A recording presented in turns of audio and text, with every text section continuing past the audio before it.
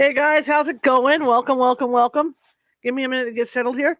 We're starting off a little different today. My guest just emailed that he's not feeling well. So we're going to try and get him on next week, possibly, or the week after. But Bill's not feeling well. So I'm going to go ahead and read tonight um, from our Christmas book. So give me a minute to get set up here, and I'll give everybody some time to come in. Hang on one second as I get my buttons pushed. So I was in the process of doing intro for him and stuff when I got the email. So yeah, so I'm going to be reading tonight. Just an FYI heads up on that. The book's rather fascinating. Let's hope I don't run out of juice. In fact, if you give me a minute, because I didn't expect to be reading tonight, so cut me some slack.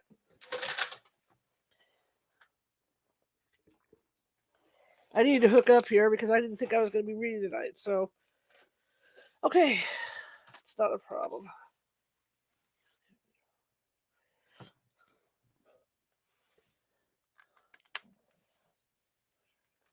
All right, I'm going to plug this thing in. Anyway, we're going to be reading tonight, and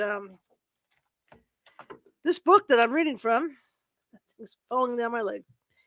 Is very interesting.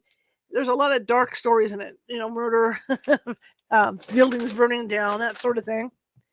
And yeah, but it's a pretty cool book. Let's give people a few minutes to get started, and then we'll get rolling with this. I apologize. So we are just gonna do that. I'm just reading an email real quick.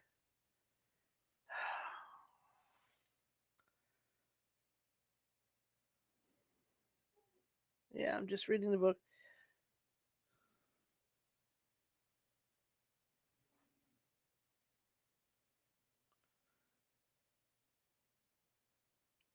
Okay. Yeah, so I will be reading tonight. Just got an email probably about 5 minutes ago, maybe no more than 5 minutes ago, saying that he was ill. So yeah, we can read. So just bear with me. I'm just trying to allot for a few more minutes. My name is Charlotte. I'm going to be your host for the next hour. I'm also the owner of the California Haunts Paranormal Investigation Team, based out of Sacramento, California. We are 45 strong up and down the state, which means if you have a paranormal issue, we can get to you. It's not a problem. We may take a couple hours to get to you because California is a big state, but we will get to you and help you. And when we do, in fact, come out, we just don't look for ghosts. We're not looking for that. We're looking for natural or man-made causes to what might be going on in your particular situation, and that's how we do it. Then when we can't explain it any longer, then we start looking towards the paranormal. Anyhow, I want to thank you guys for coming tonight. We do have affiliates in Nevada, Washington, Oregon, and Hawaii. So if you need any help in those states, anything like that, well, wait a minute, he's here. Looks like he's here. Okay. Okay, well, our guest is here. So let's go ahead and bring him in. Let's see. Anyway, so if you're watching from Facebook tonight and you like what you see, please please hit that like button and that follow button. If you're watching from YouTube and you like what you see, there's a little ghost in the bottom right hand corner. And if you click on him, that's our mascot, and that will get you to subscribe. We have more than 450 videos sitting over on YouTube. And I think there's a little bit of something for everybody. I'm a journalist. I like to mix it up, right? I like to mix it up a bit. So that's what I do. And so I think you'll find something interesting. It's not all about the ghosts. It's not all about paranormal stuff.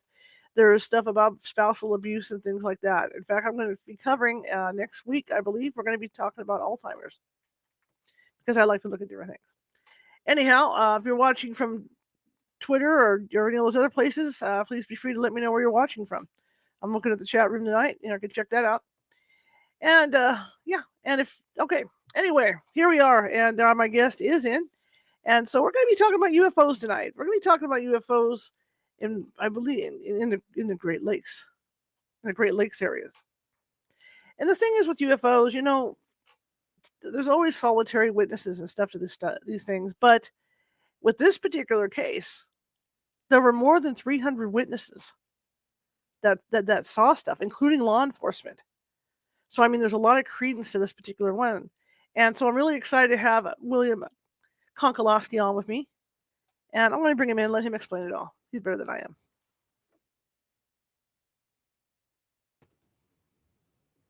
Hello, sir. Hi. Can you hear me okay? Yeah. How's your cold? How's my what? How's your cough and stuff? I'm sorry. How's my what? Mine? I got confused. Okay. No, never mind. Okay. Somebody else emailed me with me. Okay, email me with the first name Bill. So it threw me. Sorry about that. Wrong guy. It's been like that. So tell me about you, sir. Well, I am the state director for the Michigan chapter of the Mutual UFO Network. I've been a member of MUFON since '93 and a state director since 2004. So nearly 19 years in that spot.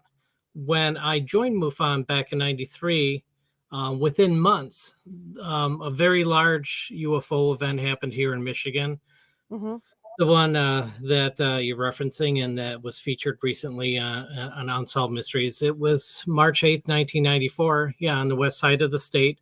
Over 300 witnesses to multiple UFOs for several hours, including police witnesses, including radar tracking. So it was quite a big event. It sounds interesting. I don't remember if I saw that on Unsolved Mysteries or not. I'm just curious. I mean, with all the people that saw this thing, what it seemed like from what I was reading, it was everybody saw the same thing, and that's weird. I mean, it's like a police thing, like as journalists, they test this. The guy runs through the room, right, and then everybody writes down what they see, and it sort of never matches. But with this case, everything just jived with whatever this object was. Yeah, that's an excellent point. It's not to say that everyone saw the exact same object. Some people saw disc-shaped lights doing dramatic maneuvers. Others saw actual full-on discs with the colored lights around them. And yeah, in the cases, some people saw a mixture, and it was But you're right, it was fairly consistent. And the fact that there are at least 60 people that called 911 that there are records of, and the fact that it was tracked on radar, and it was a big night here. Probably the biggest night we've had since a single night in terms of UFOs here in Michigan. Well, how big was this object that they saw, or were they able to calculate it? The ones that people were seeing in general, the disc-shaped lights, hard to say. I would probably, by the norm range of something like that, would probably be about 30 feet in diameter. And I believe that the bigger ones were about 200 feet, something like that. Wow. And how many objects did they see? Well, depends on the witness, right? When you have so many witnesses, the Graves family, who were a big part of that evening, a family of four, parents and their two kids, they had witnessed one of the larger discs outside their home. This was about 10 o'clock. They see this thing hovering over the neighbor's house across the street. They call the police. The police show up, Officer Jeff Feldhaus, and he pulls out his binoculars, sees not only the one giant UFO across the street, but additionally a second one behind it off in the distance. So two of the larger ones were spotted at once. When it comes to the radar returns, the maximum number seen at one time by radar operator Jack Bashong, he saw several dozen at once hovering over Lake Michigan later that night. Fantastic. I just think it's fascinating that so many people saw this thing and were able to see it. About what time was this? Well, the calls started coming in fairly early in the evening. Things started to get real interesting about 9 o'clock, and that's when many of the objects and lights were seen closer to ground. Some of the larger ones that were seen. One of the witnesses, Cindy Pravda, at 9 o'clock saw a string of several lights over the back of her property, and then all of a sudden she realized that it wasn't just one single object, that the lights started moving in different directions. And so that was really scary to her. She had a horse out and back that didn't seem to be fazed by it, but it really impressed her. It sounds impressive. And from what I'm reading, it had like rotating lights on it. Correct? These Yeah, lights. some of the larger ones. Yeah, yeah. Yes, it did. Yeah. I remember. Um, Go ahead. Go ahead. oh, um, the correlation between the smaller ones and the larger Mhm. ones. Some people say like the smaller ones were scout ships and the larger ones were, mother ships, if you will. I probably would have to guess that there was probably even something bigger out there that nobody had seen hovering out in space that probably tagged along with the fleet. But that's speculation, Mhm. because people, when they report things to us, sometimes they'll report massive size ships. And so, what was seen by the Grace family was large, but probably not the biggest on our scale of what people can report. Mhm. Well, I was thinking, just the description of the ship. When I was a kid, I live in Sacramento. When I was a kid, I remember looking out my front door because they would always have the front door propped open, and I saw something like that in the air, and it hovered for a long, long, long, long time. I mean, you think of the Goodyear blimp because it has those lights on it, but this definitely wasn't like that. This had lights rotating around it, and it was just hovering there. And I don't know if there were other people that had reported this or what when I was a kid, but I remember pointing it out to my family, because I saw it, but it sounds a lot similar to what I saw. Hmm. Yeah, there are your standard variety of shapes and Hmm. sizes that are seen by UFOs. Here in Michigan, we get about 200 sightings a year. And the sightings that we get tend to fall, under the category of lights in the sky that can't be identified, or sometimes Hmm. objects during the day, most of which are too far away to really get a good idea of what shape and size they are. Hmm. Many of them, most of them that we get in any given year, up to 95% are things we can identify fairly easily. And then we're left with a few of the more interesting ones, and those still tend to fall into the disc or triangle category for the most part. Absolutely. And how long have you been working with MUFON? Again, I started in '93. I really started to get active. I was still in college at that time, Hmm. and I really started to get active right after college. And so '97 was the year I was sort of all in, and I did field investigation. I was the newsletter editor for the state.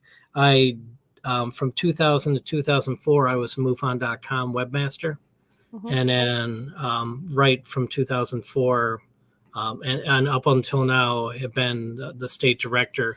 I'm not the longest sitting state director ever, but most state directors generally tend to follow a pattern of maybe like 4 or 5 years. So I've certainly put in my time so far, and I'm still trucking. Are sightings over the Great Lakes region more frequent than other places? Well, we do get our fair share of sightings. Hmm. The way it generally works is wherever you have more people see UFOs. Hmm. And the UFOs aren't necessarily seen at a particular time of year. They're seen all year at a fairly steady pace. So again, that means we get 1 to 2 sightings generally a week in Michigan. Now, we're usually in the top 10 of sightings. And when you look at the Michigan list that comes out to the state directors every month, ranking the states in number of sightings. California, Hmm. Texas, Florida, always up there. And there are a handful of other states that get some traffic too, but Michigan has been consistently up there as well. Now, to say that there's a tie to the Great Lakes, Hmm. since what I said a moment ago is accurate, that wherever there's more people, there's more sightings, that Hmm. means most of the sightings in the state are understandably in the Detroit area, which is on the southeast part of the state. And in West Michigan, where Grand Rapids is, along with the other, the cities along there like Grand Haven, Muskegon, Holland, yeah, they get their share as well up in Traverse City, north of there. But I don't know if I would make a tie directly to the lakes based Mhm, upon where most of the sightings are. mhm, One of the things that I attribute Michigan MUFON to having so many sightings is that we were one of the original chapters back in 1969, and other states came on board at whatever point afterwards. But mhm, we've always had a strong state chapter. I mean, and although MUFON's been around since 1969, I haven't been on this earth since 1969. So it's just, a matter of the hard work that we've put in up until this point as a chapter in terms of providing visibility and customer service to the witnesses. Because if you report a UFO sighting to us, somebody gets back to you. And we're not just a dumping ground for UFO reports. We are UFO investigators. So somebody makes a sighting to us, we get back with them and follow up. So I think a large part of that is because we've been consistently available and consistently very public in our state chapter to um, put the word out that we're around. That's what I think. At the very least, that's what I like to think, and I do believe actually that's the case. What happens when somebody calls MUFON? Once during the initial phone call, and then you guys talk with them and decide whether or not you're actually going to go out and check it out, or how's that work? Ideally, the way that somebody starts the conversation with us is through our website by going to MUFON.com, going to our report form, and filling it out. Hopefully, very soon after they've had their initial event. And that way, when the investigator catches up with them, they get all this fresh information from the witness right Mhm, when they've seen it. And then the investigator will start the conversation back by either an email or a phone call, and then try to work together from both ends to piece together what's happened. The way it works is after somebody reports it to MUFON, it gets funneled to the proper state. The chief investigator in that state, which is a different title than the state director, what I do. Chief investigator chooses to either investigate the sighting him or herself, or will tap one of the investigators within the state to do the investigation instead. I still do investigations rarely, and we have a great team. So they're the ones doing that hard work that I had done once upon a time. But there are certain cases that I do step into as well. There was one, a really good one actually. I thought last year in Linden, Michigan. A gentleman who was working late at night. His shift started at 3:30 a.m. and he's driving down Linden Road in Linden, Michigan, and it's normally a very dark road, completely dark. And as he's driving, he sees light up ahead on the left where there typically isn't, where there shouldn't be.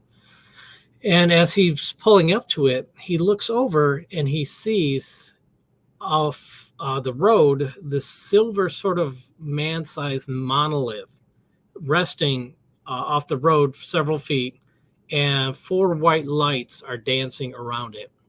mhm, And as he's starting to think, should I stop? Should I take a closer look at this? Then a giant teardrop shaped orange light shifted onto the road directly behind him, almost like a guard dog, and saying, don't stop, don't slow down, you just keep going. So he did. He kept driving. And when he got to work, when his shift ended, it was daytime. And as he's driving back down along the road, looks over and sees that where he had spotted the monolith and the lights the previous night, there was now a circular patch of dead grass of about 30 feet around. mhm. And so he drives home, he calls, and it's kind of funny that usually when we get a phone call, and again, we prefer that somebody do the website. But he called, and like I said, normally when somebody leaves a message, it's something like, yeah, me and my girlfriend were in the parking lot of the store, and we saw one light, and then this other light showed up, and then they switched places, and we watched it for maybe about 30 seconds, and then one of them went behind a tree, and the other went, yeah, etc. But his phone call was simply, call me. That was his entire message, call me. And Wow. having done this long enough, you get to read the emotion in the voice of the witness. Hmm. And certainly his voice was, I'm deeply affected by what I saw. And after I reached back with him, we went out to the spot where he had seen this, and it was kind of swampy, but we went out there and we took soil samples and sent them on to our lab in Missouri. And when we got the results back, it was determined that the grass was likely killed off by man made chemicals. Everything that was in the soil that was not natural was identifiable. Hmm. But it makes it all the more interesting then that this thing chose that spot to do this. Um, and that was certainly an unusual one. There's been a lot of talk about I went ahead and read the story about the couple that got picked up in the Mojave, and there's a lot of talk about these these particular UFOs that are collectors that are trying to get to certain chemicals and stuff in the ground. Could that be a possibility of what happened with this case? Was that because those chemicals were there, and maybe that's what it was trying to do? Yeah, they didn't stick around to tell us. So yeah, certainly Yeah, anything is yeah, possible. yeah, Hmm. Yeah, yeah. that's one theory. Yeah, because it could have landed anywhere, but Right. or manifested anywhere. Hmm. But it chose a spot that was already interesting. And you just talked about how this guy seemed really convincing. When you talk to people, how can you tell they're not lying to you? Well, it's a matter of practice, I think, in a large part. Um, you know, there are a number of things that I hesitate to call them red flags. Hmm. I like to call them yellow cards. Something that catches your interest, but doesn't necessarily disqualify a case right away. Um, if somebody contacts us and says, "I saw something unusual. I don't know what it is." That's a Hmm. good start. Hmm. If somebody contacts us and says, flying saucer came down in my backyard, it must have been for outer space, I think it was here for me particularly, there are little tells that, and I am not going to dismiss the number of times that something does happen to an individual specifically. But when an individual makes themselves the center of the story and not what they witnessed the center of the story, Sure. um, then you're working through a filter, and that filter of that person's ego. And then you have to weigh everything carefully that they say. If that thing was specifically there for them, maybe they have evidence to support it. And there are certainly cases that fall within that category. Hmm. But a simple sighting and how much the person inserts themselves as a hero or heroine of the story can certainly make you wonder. And we do get hoaxes, but they're not that frequent. Usually, the worst we get is somebody, like I said, seeing something through an ego filter that colors the story, and you have to sort of figure out how to get through that to the actual data of the sighting. And so we get some confusion, a little confabulation, sometimes, but most of what we get is, hear something. Let me just describe it to you. I can't make Hmm. heads or tails of it. Help me out. Hmm. And that's a good one too. And like I said, I think at the beginning here when I was describing this, you can tell a lot after you've done so many of these interviews with witnesses, after you've had so many conversations. Hmm. Something I say, and also is said by investigator, general paranormal investigator John Tenney here in Michigan, is that two people can tell you the exact same story, and you can generally tell which one of them is telling you the truth.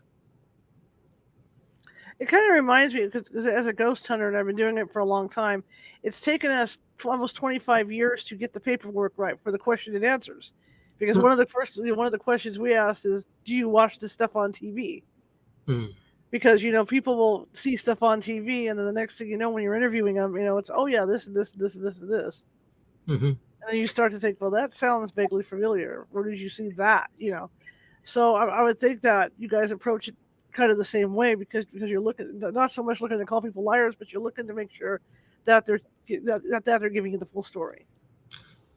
Yeah, if you really carefully parse the data, sometimes you can detect trends that are outsized and seem to be based on something somebody's seen.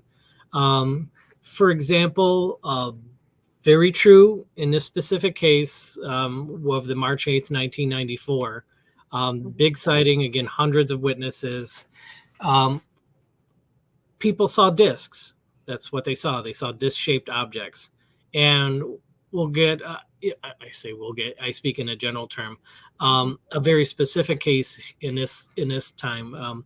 Somebody said that they had seen something exactly like they saw on that night of March 8th, 1994, and then went on to describe a triangle. Well, that's different, but they're like, what I saw was just like that. It was a triangle. And it's like, well, a triangle and a circle are kind of different, but you saw something in the sky that was anomalous, had lights on it. Okay, I get you. Maybe just different models of from the same source. I don't know, but yeah. So stuff like that can happen sometimes. Absolutely. How many sightings are there? Do you think a year around your area? Again, Michigan has about 200 sightings a year just in Michigan alone. And I want to think the number on an annual basis approaches about 10,000 worldwide for MUFON. If I remember the most recent estimates, I'm not far off. If I'm off by a couple thousand, Right. what's All right. but the sightings that come in, most of what we record is in the United States. Um, MUFON started in America, North America, United States particularly, and branched out from there. Currently 5,000 members plus in 40 plus countries, but other countries have their own homegrown UFO research organizations and don't necessarily link up with MUFON. But there are a number of sightings, and two takeaways from this again is we say somebody does in a typical year here in Michigan report, we get 200 sightings overall from all the witnesses, and we are able to identify 95% of them. That leaves 10 really unusual sightings that, try as hard as our all volunteer army can, they cannot identify. And so that's 10 good sightings a year. And as the late Stanton Friedman used to say, really all it takes is one to prove the point that something's happening. Out of these thousands that get reported to us every year, all it really takes is one. And then on top of that, all the other ones from the other states and around the world, it comes to a point where there's enough coming through that is unexplainable. But and that's what certainly keeps being an investigator interesting. Some people think that we're promoters of the phenomena. Well, if we say, out of every 10 sightings, 9.5 of them we can identify. It's not, we're the critical ones. We're the ones people, that say, oh, you're credulous or whatever. But I think those are pretty good odds. We have the tools to look into these things and be forthcoming about as much as we can. If we were to lie, if we were to over advertise mediocre cases, people wouldn't listen anymore. People wouldn't care. People Mhm. wouldn't, we're the world's biggest UFO research group for a reason. We're serious, we're hands on, and, we mean business.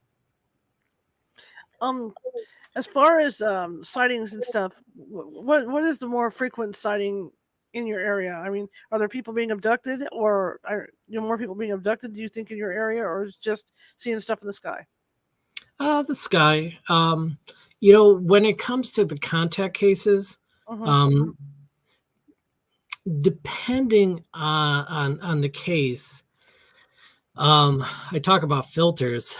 Somebody could, a shadow person is a being that comes up sometimes with these contact Hmm. cases, and if that person reaches a group like MUFON and gets in touch with our experience or resource team, then then there could be some language used that would seem to indicate that this is some sort of extraterrestrial.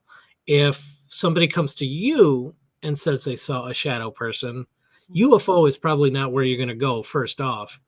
Right. So there are some gray area, excuse the puns, pun here, to some of the contact sightings, but overall, it's sightings in the sky, of lights, of objects. But we do get our share of the closer contact experiences too, and those are persistent year after year, and it's a much smaller number. In fact, that number is generally counted outside of that 200 sightings, because when MUFON came into existence back in '69, um, it was all about collecting sort of checkbox data on objects in the sky. How high in the sky was it? How fast was it moving? What Hmm. color was it? How long did you see it? Et cetera, et cetera. It's little short answers or check boxes. But when it comes to a contact experience, it breaks the mold of the report form. And you get these personal narratives that are often quite lengthy, often very lengthy, and those have to be handled in a separate way. So we have a separate team looking into those, specifically, apart from our standard sightings, and trying to keep up as best as possible. Still to this day, after all these years, we've better perfected the report form for a UFO sighting, and are still doing our best with the experiencer community to offer them support. I understand. This is all very interesting to me to see how you guys go about this compared to how we go about, our stuff, looking into the paranormal like this. What got you interested in working with MUFON? Okay. Well, yeah. I'm not just the MUFON president. I'm also a customer, as that commercial goes, I Okay. guess.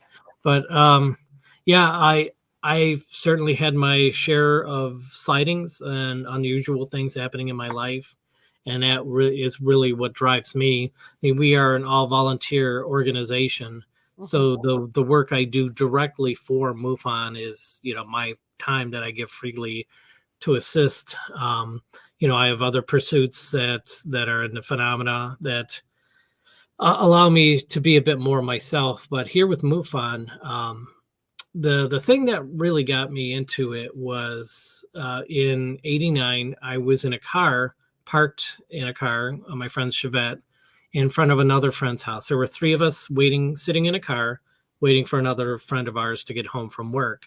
And while we were parked there in the car, at the height of, like, say, two telephone poles, this blue ball of light about the size of a car drifted slowly over the top of our car. And then, when we lost sight of it, after it passed over our car, then this white ball of light came and ping ponged, it zigzagged all over the entirety of the sky. And then, very, very rapidly, we're talking the entire length of the sky, very fast. And then when that disappeared, red light appeared in the middle of the sky, grew to the size of a full moon, which is quite large, and Hmm. then shrank and then disappeared. So we didn't know what to do. One friend said, "Hey, we were high school seniors," and one friend said, "Hey, we should tell the police."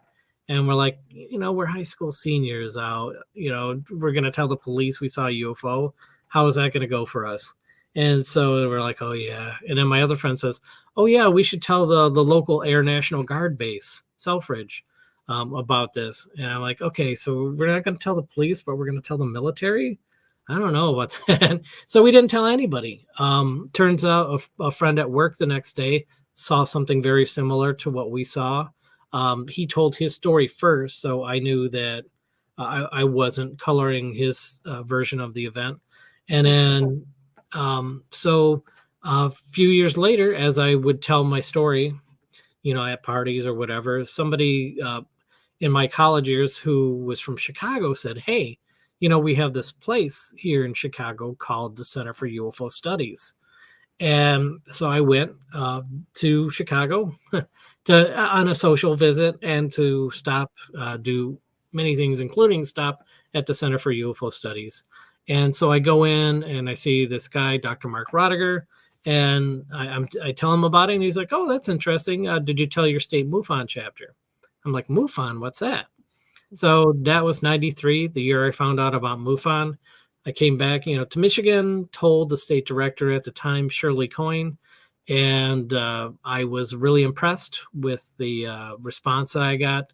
And I got to share more of the unusual things that had happened in my life with her. And I was fully on board at that time. I'm like, wow, I can actually talk to somebody about this thing that's been in my life. And and is, I'm more than welcome to get hands on with the phenomena. And Mhm. so it was like it was a calling for sure.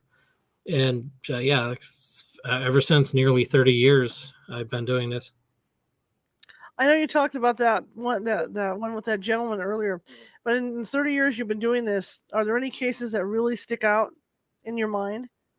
Yeah, another one that really affected me, and in much the same way, somebody calls and you can just hear that tension in their voice.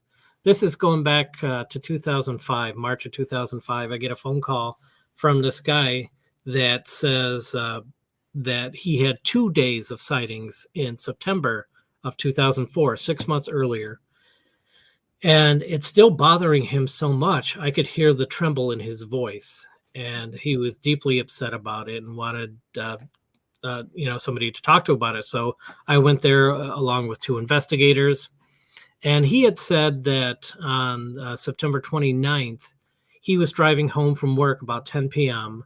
He lived in Highland, Michigan, a fairly rural area.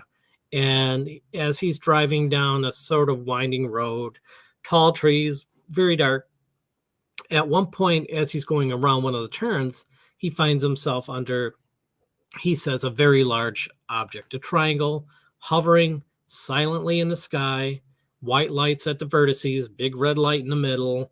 Mhm. It's completely black, so he can't see the stars through it. So it is a single object making no sound, just hovering there directly over the road.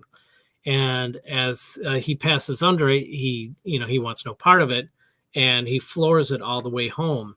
And when I asked him, I said, how big it was, this thing? He said, well, it was about the size of a football stadium, going back to that very large size thing that I had mentioned just a little bit before. And so it terrified him, rightfully so. You're on your way home from work and bam, there's this giant thing hovering over the road that shouldn't be there, that shouldn't Mhm. even exist. And he gets home, has trouble sleeping. And during that night, there were several sightings around the Detroit Metro Airport, which actually isn't that far from where he lives. Mhm. And the all things being considered, it's not like it's right next to it, but in the southeastern part of the state, we'll say. And the next day, he gets up about 3 p.m. from a nap because he had trouble sleeping the previous night. He gets up, sits on his bed, looks out the window, and sees what looks like a car driving across the tops of the trees. Wow. And he's like, on the edge of his property. And so he takes a closer look at it and sees that there's no wheels under this thing. It's like a wedge shape, he described it. And it had 3 portholes on the side. And it moved at about the speed of a car, looked almost like a car. And the thing is flying over the tops of the trees, and he watches it until he loses sight of it, sits down, and his panic attack starts back up again because this is just crazy. And then once he is able to collect himself, he goes downstairs into his kitchen and sees that it's parked in his backyard now. And so, or one just like it because he did lose sight of it. And as he's watching it, he realizes that it's not going anywhere. It's just parked there. It's just staying there. And so I said, all the basic obvious questions. Did you take a picture of it? He's like, no. I didn't want it to think I was aiming some sort of weapon at it. Like, okay, did you call anybody? And he's like, no, I didn't want it to think that I was calling in for some military backup or something like that. If it was truly stuck and in trouble, then that could be seen as threatening. So right. I said, so what did you do? He goes, I watched it. I'm like, for how long? He's like, it was there for about an hour.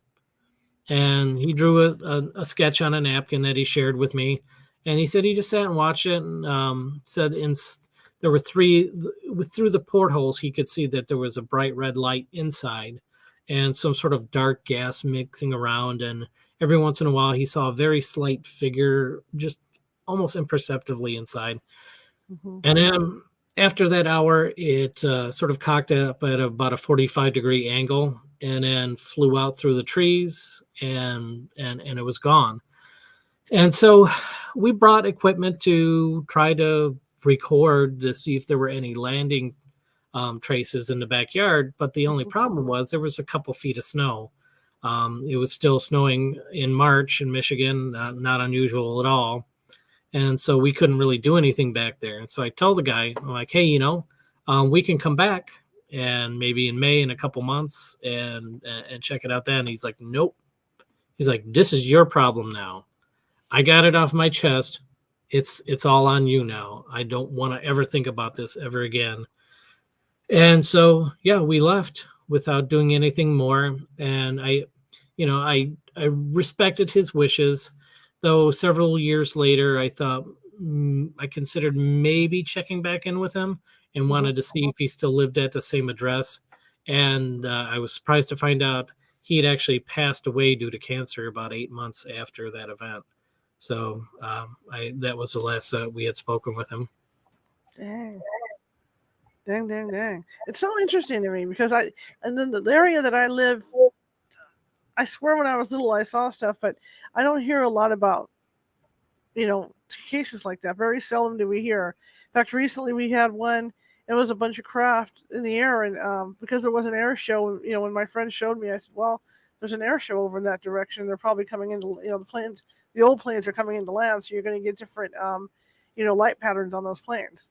And then I remember living over here, and this is where they would repair all the military aircraft. So when people started to see the rectangular or the triangular ones, my first thought was like the stealth fighter or the bomber, because that's what they look like, and they had weird lights on them. But other than that, I mean, I don't know if it's just people don't talk about it, or you just don't hear it, or they're just not around here. Mm-hmm. It'd be interesting. I know as a paranormal investigator, I'd be all over that, being able to go out and check these things out. What type of equipment, when you say you go out into the field to check this stuff out, what type of equipment do you take with you to do this? There are tri-field meters. You could detect things like, electricity, magnetism. We have radiation detection equipment, though I've never directly encountered a case that got any sort of radiation back from it. We have, it's rare to do sort of a sky watch at night, but, we do have with us some of the ability to, do the night vision. And, it's just so hard when it comes to this particular phenomena, because the great bulk of things are, when you do a ghost investigation, I'm assuming you go into near proximity, the exact ground zero of where this manifested. Right, right. So often with UFOs, you're looking at things way off in the distance. Hmm. And it's rare, and it does happen that things come closer, and we do our best. But there we'll take a classic one like Betty and Barney Hill. The Sure. magnetism from that, they put a compass on the back of the car and it spun around. So there are things that certainly affect magnetism. People get burned, unfortunately, in certain circumstances. Extremely rare, but that's still a thing that happens physically within the phenomena. So there are some physical things that happen, and there's some physical things that can be detected. Hmm. One of the things that I'll add to that is a lot of people say, well, if we're seeing so many UFOs out there now, how come nobody's getting a good picture off their cell Sure. phone for it? And there's a couple reasons. The couple things I'll have to say about that. One is that, I mean, as good of a cell phone camera is, it is not really high tech camera to be able to zoom in and actually get a good look at what's going on. But I will say that we do get a lot of good pictures in. We do get a lot of good videos in taken on cell phones that are reported to us. A challenge to showing them on like a podcast like yourself Hmm. is that there are as a group that investigates and affords a witness confidentiality, anonymity.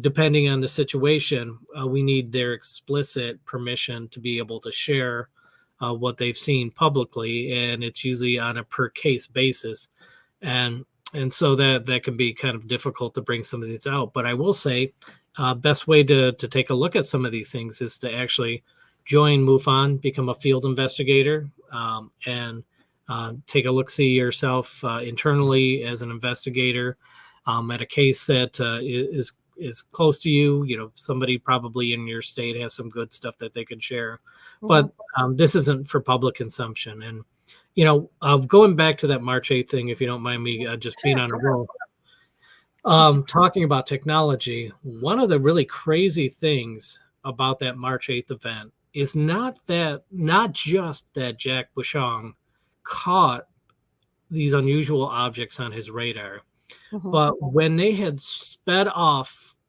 from West Michigan on the land over these cities out over Lake Michigan, he claims that they shot out at a speed he estimates of 72,000 miles an hour. And he said that's like flying from New York to LA in 2 minutes.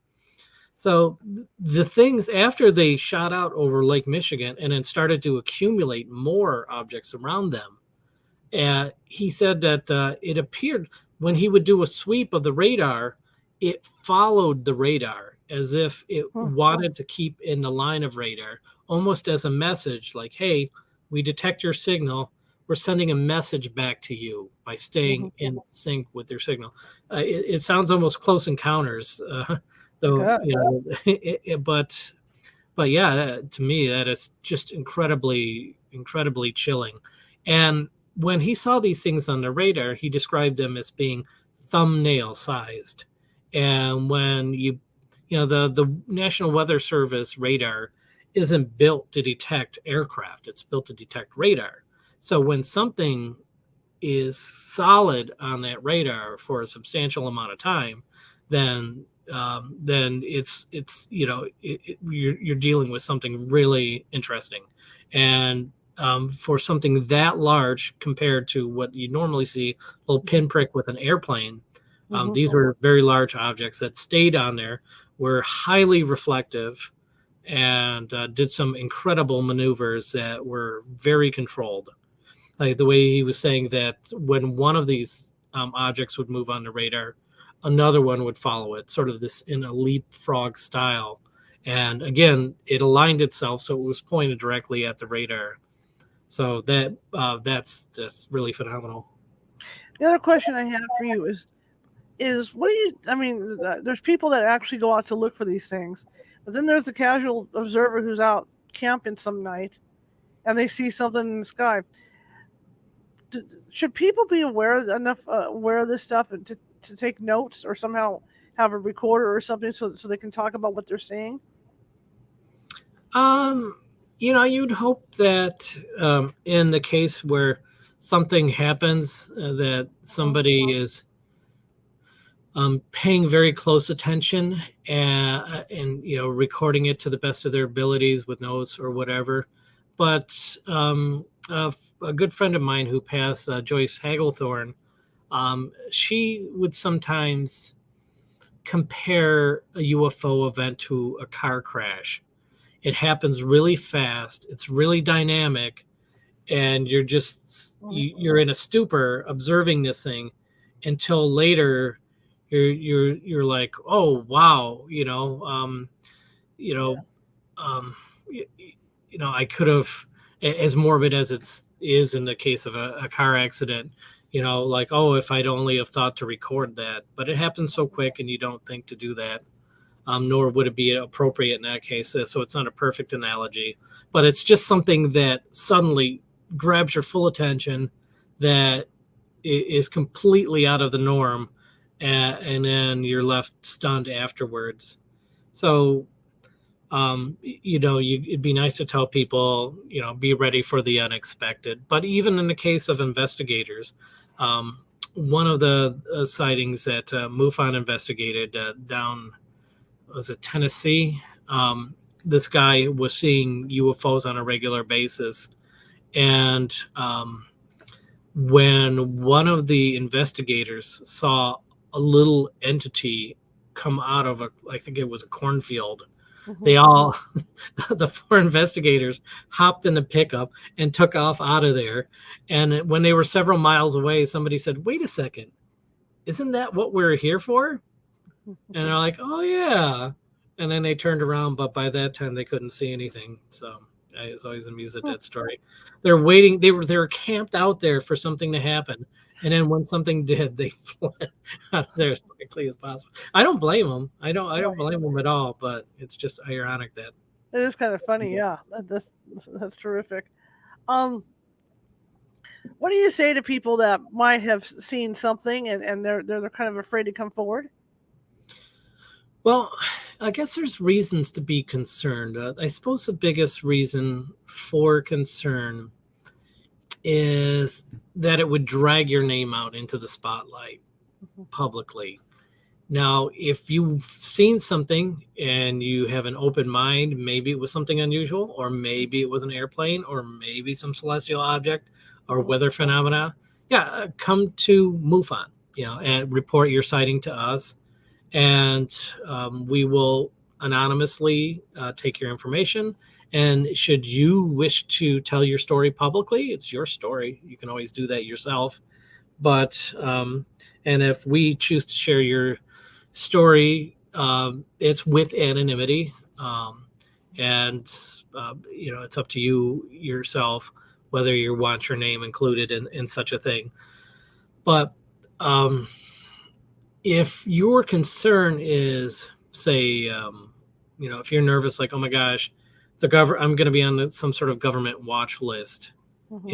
if I make a sighting report. I think so many people make sighting reports now. I don't think that, I mean, they, even if the government wanted to, it really wouldn't have the resources. And much of the stuff people report just isn't that interesting. I mean, I think if you were going to say that you worked in some sort of federal agency Mhm. and you learned about something you shouldn't, there's reason for concern that your previous employer could take umbrage to that. But for most sighting reports, yeah, perfectly understandable if you don't want to be that person at work that saw a UFO. But there are people you can talk to with us. And feel free to share your story to whatever extent you feel comfortable. But we deeply appreciate the more sighting reports we get in, Mhm. the more we can try to develop a bigger picture of what's going on. Why do you think there are places that are hotter for activity than others? Um, Not. in a long-term way. Mhm. I can point to my state, not with the March 8th, 94 one, which is a single evening, Right. but in the spring of 1966 here, there were hundreds, if not thousands, of witnesses to very similar types of UFOs that were seen over the west side of the state. And depending on whose research you're looking at, it lasted anywhere from several weeks to several months. But then it sort of dried up, and then Mhm. other areas were picking sighting waves up, and it doesn't ever tend to stay in one place very long. There were people, in Florida that claim hotspots, and Mhm. the data they have to present doesn't seem to be really long term, but really good short term event, where it could last, several weeks or months. But yeah, I don't know. I don't think the phenomena particularly favors one geographic area creating a hotspot. Right. One of the things that a lot of people use a term is triangle, in terms of, Right. like, locally the Great Lakes Triangle. Mhm. And they say, oh, yeah, the Great Lakes Triangle, all sorts of weird stuff happens there. It's a hotspot. The funny thing is that I've heard the Great Lakes Triangle described as an area within Lake Michigan, an area Mhm. within Lake Erie, drawing a giant triangle around all of the Great Lakes. Mhm. And this is the Great Lakes Triangle. This is the Great Lakes Triangle, and it's just it's really almost arbitrary, in terms of, you could draw a triangle over, spin the globe, point your finger, draw a triangle. Oh, look, it's a triangle. And then you do a deep dive on all the phenomena found in that specific area that you just Mhm. randomly selected. And wow, look at this. I'm going to put out a book. This is, the Caribbean Triangle, or something like that. Not to say that researchers who have selected specific areas haven't done great work documenting specific geographic areas, because that's of great interest. I'll point to Linda Godfrey, who recently passed. God bless her. She did a book called Weird Michigan, which is Mhm. still found on the shelves of gas stations everywhere in the state. Really tickles me. I had a small part in helping with the book. By no means any part of the larger product, but I was proud to be part of it. And it's interesting. Yeah, you take a geographic area, do a deep dive. The people in that local area, or that area that is important to them, find great interest in it. But I think that when you start doing geometric shapes on a map, Mhm. it's not really saying that this area is greater necessarily than any other particular area.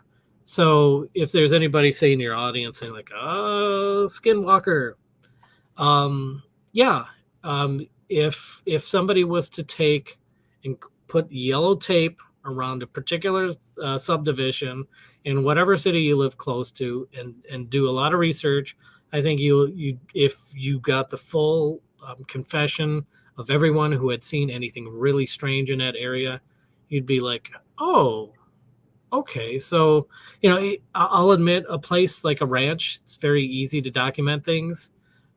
You have better visibility and more control over the information. Mhm. But yeah, I think weird stuff happens everywhere all the time. Is the truth of it? The other thing that people have to remember, because the people on the West Coast don't get that the Great Lakes are huge. I mean, we're talking, Mhm. you stand on the beach, and it's like standing on the beach in California here. It's like the ocean. They have their own weather patterns. Yes, yeah, yeah. They're as the lakes are as big as states. The lakes are bigger than some states on the East Coast Mhm. Mhm. individually. Yeah, So you're and gonna so get, yeah. yeah, Mhm, and you're gonna get different anomalies, just like you do with weather patterns. Maybe there might mhm. be some lights caused by lightning way up in the clouds that look strange, But I mean, that's the whole thing, is that people on the West Coast and Canada and whatnot do not realize how big these lakes actually are. Mhm. Yeah, and what I think is really funny is back in 1966 when J. Allen Hynek came to investigate the local UFO phenomena. Mhm. That was the birth of the term swamp gas. He said, "Well, maybe people are seeing swamp, gas or marsh gas or whatever." And so, whenever you hear the government or military saying, or I mean anyone joking about the term swamp gas, it happened here in Michigan. So I always like to say that we're not only the Great Lakes state, we're the swamp gas state. That's funny. So what's next for you, sir?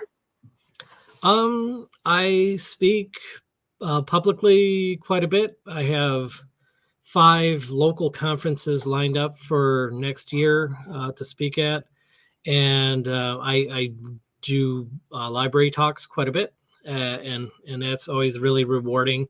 Working hard to get the word out, managing the cases. Ever since that episode of Unsolved Mysteries that just appeared, Something in the Sky, that premiered on October 18th, a little commercial for it, if you will. We got over 50 sightings in Michigan. It was a tremendous boost of sightings. So yeah, it's a lot to run an organization this size and stay passionate and get out and spread the word. So yeah, I'm as active now as I've ever been, and I don't see me slowing down remotely anytime soon. Do you think that getting the word out on these things, like on a TV show like that, is good? That it helps people come forward? Oh yeah, for sure. 50 sightings that showed up all of a sudden, including more sightings from that particular night, which Hmm. is really cool. Uh, and I will say it depends on the TV show. There are, in any category, ghosts, Bigfoot, UFOs, just to name a few.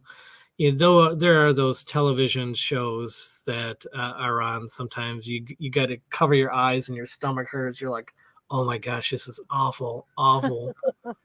But I think that Unsolved Mysteries nailed it. They just knocked it out of the park with their coverage of it, and so I feel good about the boost in sightings because of that.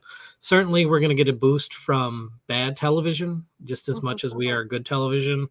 So in a way, any publicity helps get the word out, helps to collect cases. But it is rare for there to be good television on this subject, Hmm. and I am so grateful anytime there is. And to me, this event from March 8th is a big, significant historical event, Hmm. and that it would be so ably documented and available is, to me, it's just, I am so proud that that thing actually got out. Because like I said, when I started MUFON in '93, this big event happened, and I'm like, wow, this kind of stuff's going to happen all the time, isn't it? And then not so much, but um, we do get regular sightings in, which are really cool. And yeah, if I tell everybody, if you saw a UFO, please report it to MUFON. If you want to investigate UFOs, MUFON will train you how to do it, Hmm. and you can investigate UFOs yourself.